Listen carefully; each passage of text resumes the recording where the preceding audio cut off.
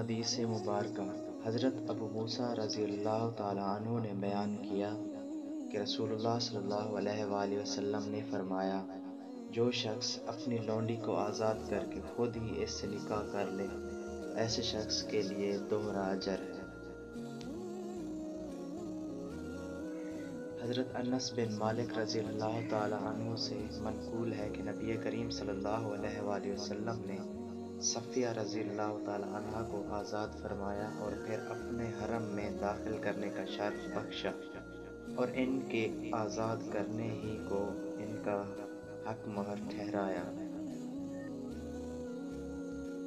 حضرت جابر رضی اللہ تعالیٰ عنہ سے روایت ہے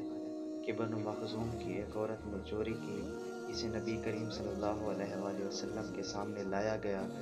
تو اس نے نبی کریم صلی اللہ علیہ وآلہ وسلم کی زوجہ محترمہ ام سلمہ رضی اللہ تعالی عنہا کی پناہ لی، تو نبی صلی اللہ علیہ وآلہ وسلم نے فرمایا، اگر فاطمہ بنت محمد صلی اللہ علیہ وآلہ وسلم بھی ہوتی تو میں اس کا ہاتھ کاٹ دیتا، چنانچہ اس عورت کا ہاتھ کاٹ دیا گیا۔ وسلام۔